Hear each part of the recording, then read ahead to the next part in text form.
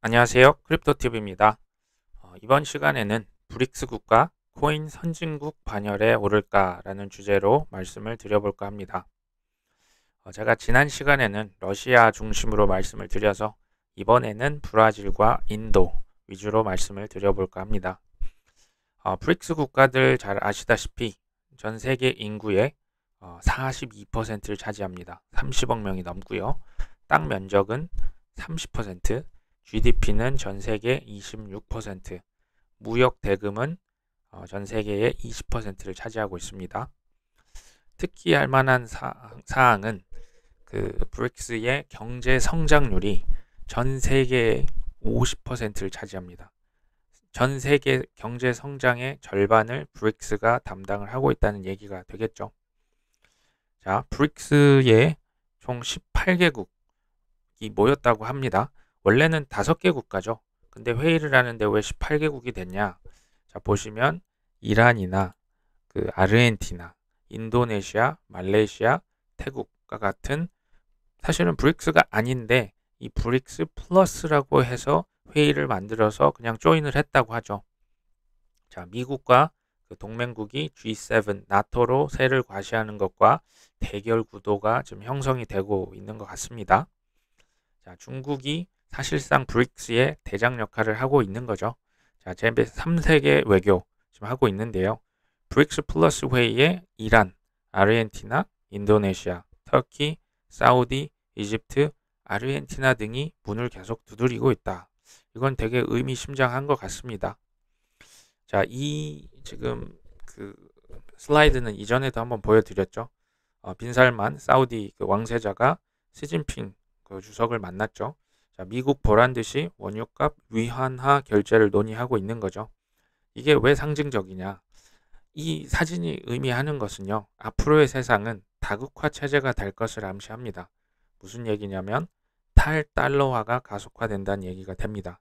자, 디지털 화폐의 시대가 앞으로 돌아올 것 역시 확정된 미래입니다. 자, 코인이 뭐 비트코인, 이더리움이 독주한다. 뭐 코인이 그냥 전 세계를 다 어떻게 하겠다라기보다는 여러 대안 중에 하나의 좋은 옵션이 될 수 있다는 생각이 저는 듭니다. 자, 사우디에서 지난번 말씀드렸죠. 크립토 치프, 그러니까 크립토 수석을 뽑고 있습니다. 그 네옴시티 프로젝트뿐만 아니라 앞으로 다가올 디지털 세상, 그리고 이제 석유 이후에 그 국가 산업을 주도하는데 이게 반드시 필요하겠죠. 자, 규제 법안에 초안을 작성하고 있다고 합니다. 지금 코인을 사용하고 싶어도 법이 없습니다. 그래서 이 법을 만든 다음에 합법화를 시키지 않겠냐라는 그 블룸버그 보도 자료 이전에 한번 소개를 드린 바가 있습니다. 자, 이번에는 저희가 브릭스 특집이다 보니 브라질로 한번 돌아가 보겠습니다. 브라질 잘 아시다시피 21년 3월 남미 최초죠. 비트코인 ETF를 승인을 했습니다. 전 세계 두 번째, 캐나다 이어서 두 번째죠. 자, 4달 후에 이더리움 ETF 승인했죠. 자, 브라질에서는 최초의 친환경 비트코인 ETF. 그러니까 ETF에 굉장히 특화된 국가죠. 매우 앞선 나라라고 볼 수가 있습니다. 이게 선물이 아닙니다. 현물에 모두 ETF라고 보시면 됩니다. 자, 브라질 의회 이거는 11월 30일 기사입니다. 암호화폐 결제 허용 법안을 승인했습니다.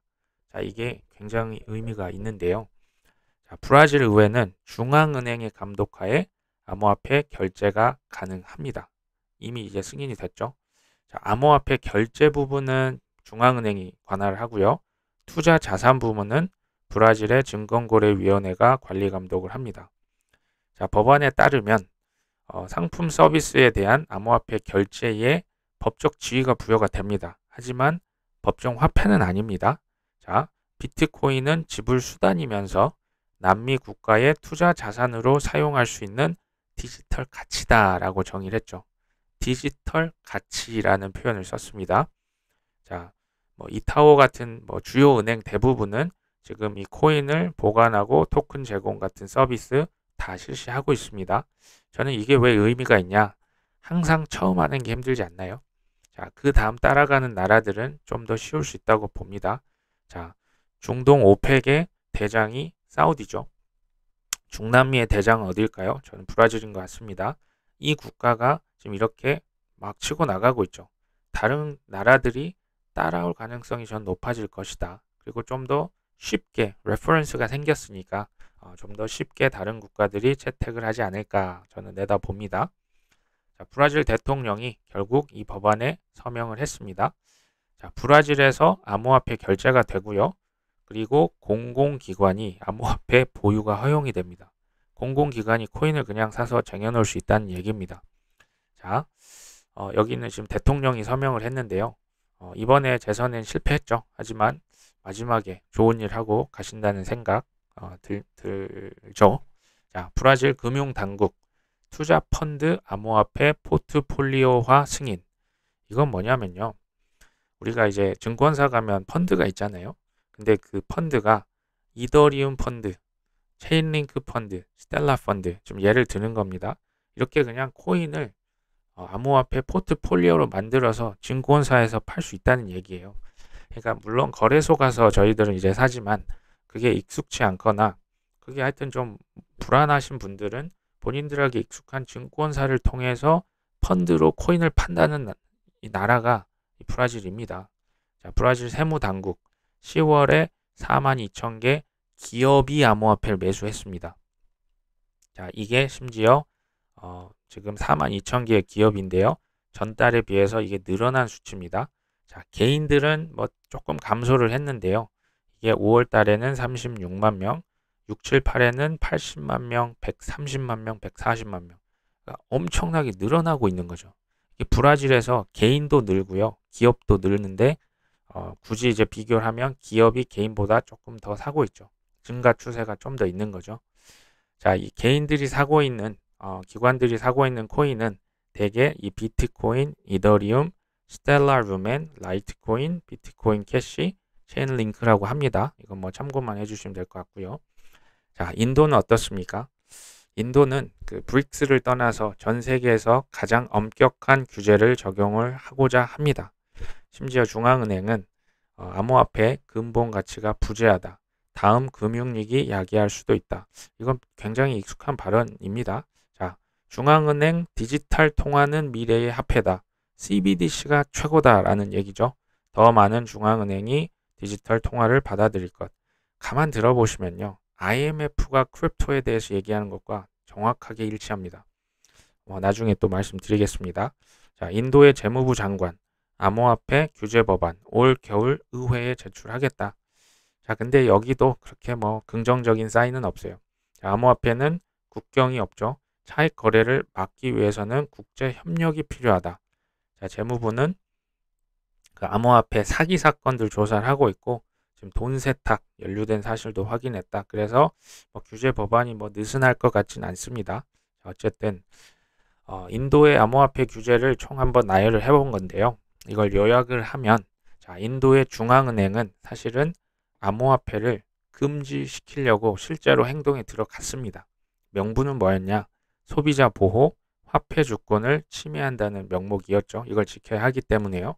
하지만 뭐 각종 그 암호화폐 그 기관들이나 뭐 협회 협단체 사람들이 금지를 막긴 했어요. 하지만 과세, 세금이 30%, 실은 이것보다 좀 더 됩니다. 그리고 은행 앱에 연동이 안 됩니다. 굉장히 불편하게 해놨고요. 또 정부가 이걸 손해를 개인이 뭐 투자해서 손해를 봐도 전혀 구제, 1도 구제해 줄 수 없다고 뭐 박아버렸죠. 그러니까 인도에서는 현재는 고위험 자산이라고 보시면 돼요. 웬만하면 안 하는 게 좋을 걸이라고 지금 메시지를 분명하게 내주고 있는 거죠. 올해 이게 3월 기사입니다. 인도에서는 가상자산의 30% 세금 부과 법안이 통과가 됐습니다. 자, 30%를 자본소득세라고 하죠. 그리고 매 거래마다 1%에 해당하는 원천 징수세가 납부가 됩니다. 그러니까 30%보다 더 낸다는 얘기죠. 자, 근데 이제 원망을 사는 게 소득을 계산할 때 손실에 대해서 공제를 허용하지 않습니다. 이거 익숙하죠? 저희 나라도 이거 똑같았습니다. 하지만 우리는 2년 유예가 됐죠. 여기는 얄짤없이 바로 시행합니다. 당연히 반발하겠죠. 업계는 반발을 하고요. 근데 이제 인도의 사용자들이 뭐 이것 때문에 코인 투자를 뭐 접는 사람들도 있겠지만 저는 대부분의 사람들이 해외 거래소로 빠져나가지 않을까라는 생각이 듭니다. 자, 여기를 또 보시면 1, 2, 3, 4번은 제가 이제 시간 순서대로 나타내 본 거고요. 자, 첫 번째 보시면 올해 4월달 인도는 글로벌 합의 전까지는 암호화폐 법률을, 그러니까 그 규제 법안을 내지 않을 것이다 라고 얘기를 했습니다. 자, 2번을 보시면 올해 11월달 인도가 G20 회의에서 가상화폐 규제 우선 의제로 설정할 계획. 인도는 뭐 금지시키자고 했던 곳 분명히 이었는데 지금 이걸 규제하자는 얘기를 갑자기 꺼냅니다. 자, 3번에 가보시면 G20 의장국이 됐죠. 자, 역할을 수행하겠다. 근데 암호화폐 규제를 주도하겠다. 이게 무슨 얘기입니까? 자, 읽어보면 4번. 글로벌 협력 필요성. 자, IMF와 협의를 주도할 것. IMF와 협의를 주도한다. 자, 그러면 IMF가 뭐라고 했는지 한번 볼까요? IMF, 암호화폐 글로벌 규제 프레임워크가 필요하다. IMF, 암호화폐 규제 위에 범세계적 협력이 시급하다. 글로벌 차원의 암호화폐 시장, 어디서 많이 들어봤죠? 똑같습니다. 자, IMF, 세계은행, BIS는 국제결제은행이죠. 세계경제포럼. 이 기구들이 당연히 다 다른 기구죠. 하지만 목적은 똑같습니다. 전 세계에 자신들의 관할하에 두고 철저하게 통제하고 컨트롤하는 겁니다. 자, 코인은 예외가 될까요? 아니죠. 코인을 완벽하게 통제하려고 하는 거 지금 보고 계십니다. 자, 유럽도 지금 똑같은 목소리 내고 있어요. 자, 유럽의 다른 국가들도 암호화폐 법부터 빨리 만들어라. 자, 미국 자넷 옐런 재무장관이죠. 암호화폐 적용 필요한 규제가 산적해 있다. 테라를 언급했죠. 자, 이때가 10월 14일입니다. 불과 한 달 후에 어떤 사태가 벌어집니까? FTX 또 터졌죠. 그때 또 이제 재무장관 누구들 다 나와서 얘기하죠. 내가 경고했잖아. 스테이블 코인 위험하고 거래소 그거 관리 잘해야 된다고 했잖아. 그럼 결론은 뭡니까? 규제하겠다는 겁니다. 이게 지금 글로벌 이니시에이티브라고 보시면 됩니다. 자, 지금 이 배경 지식이 있는 상황에서 이걸 다시 보면, 자, G20 의장국 인도 임기 1년간 암호화폐 규제의 주력 전망. 자, 1년이죠. 임기 1년 동안의 규제를 우선순위에 둘 것을 시사했죠. 인도의 중앙은행은 암호화폐 금지를 요구해 왔죠. 근데 이제는 금지 대신 규제를 만드는 데 중요한 역할을 할 것이다. 근데 재밌는 게 뭐냐? 인도 재무장관이 얘기합니다. IMF 지금 총재를 만났죠. IMF가 암호화폐 일관적 규제의 주도적 역할을 해야 된다. IMF가 하는 대로 우리는 따르기만 할 것이다 라는 지금 얘기입니다. 그리고 답은 정해져 있죠. 이 친구들이 미는 코인은 뭡니까? CBDC입니다. 그 Central Bank Digital Currency, 중앙은행이 발행하는 그것만 돈이라고 하는 곳이 바로 인도고요. IMF입니다. 자, BIS 마찬가지죠.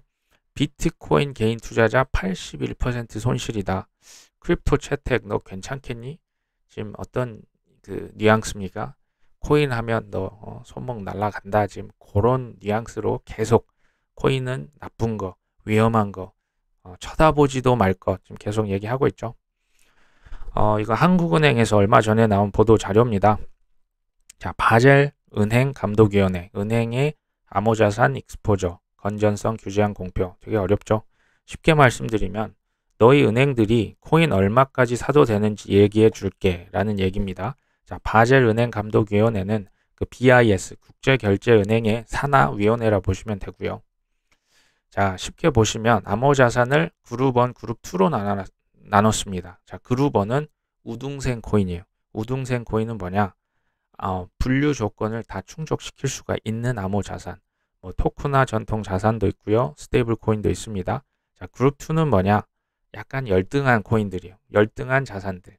근데 여기 내에서도 해지 인식 조건을 충족하는 게 있고 못하는 게 있습니다. 여기도 우등생은 자, 포지션 상계를 허용해서 순 포지션에 100% 자본을 부과하겠다. 근데 이걸 못하는 열등생 코인은 1250% 위험 가중치 적용한다. 이게 뭐냐면요. 이렇게 예를 들면 담보도 없는 암호화폐 이런 거 너희들 살려면 그 코인의 가격에 그러니까 12배, 13배 이상의 자본금을 준비해놔야 그 코인 살 수 있어. 왜? 뭐 뱅크런 발생할 수도 있고 갑자기 유동성 위기 겪을 수도 있으니까 그 위험한 코인 살려면 자본금 정말 엄청나게 준비해. 웬만하면 사지 마. 지금 이 얘기를 하고 있는 겁니다. 자, 신설이 이번에 좀 됐죠. 자, 그룹 2 지금 네모 박스 그 빨간색이 좀 중요한데요. 기존의 일반적인 그 기본 자본이라고 합니다. 티어 1 자본인데 은행의 기본 자본의 원래는 1% 이하였습니다. 근데 이미 제가 아는 월가 은행들 또 세계 그 글로벌 뱅크들 이미 1% 넘었거든요. 그러니까 엄청나게 항의를 한 겁니다. 그래서 이번에 기본 자본의 2%까지 올려줄게 라고 말을 바꾼 겁니다. 자, BIS에서 코인 너희 기본 자본의 2%까지 사도 돼. 하지만 웬만하면 2% 초과 할 수 없고 일반적인 상황에서도 1% 이하만 사라고 얘기하는 거 지금 보고 계십니다. 지금 이행 시기는 25년 1월 1일이죠. 그러니까 23, 24년 2년이 남았죠. 저는 사실은 얼마든지 앞으로 2년간 은행의 기본 자본의 3%, 4% 증액 저는 얼마든지 될 수 있다고 봅니다. 제가 너무 긍정적인 부분이 있습니다. 이건 참 제 생각이기 때문에 참고만 해주시면 될 것 같고요. 자, 스테이블 코인 없앱니까? 전혀 아니죠. 자, 금융안정위원회 FSB와 협력해서 일관된 스테이블 코인 국제 그 규제 환경을 조성해 나갈 것이다. 스테이블 코인은 아마도 가장 활발히 쓰이는 디지털 화폐가 될 것이라고 생각이 듭니다. 자, 브릭스 말씀을 지금 드리고 있는데요. 자, 러시아와 그 브라질 같은 경우는 사실상 코인 선진국입니다. 뭐 타의 추정을 불허합니다. 자, 인도는 금지는 내가 하진 않을게. 다만 세금부터 내라. 굉장히 저희 입장에서는 짜증나는 상황이죠. 핵심은 하지만 코인을 허용할 거다입니다. 금지가 아닙니다. 하지만 제한을 둘 거야. 웬만하면 많이 사지 마. 위험하기 때문에 몇 프로 이내 1%, 2% 넘어가면 알지? 라고 얘기를 하고 있죠. 자, 중국과 남아공 그 외 국가들은 제가 다음 시간에 한번 준비를 해보겠습니다. 긴 시간 시청해 주셔서 감사합니다.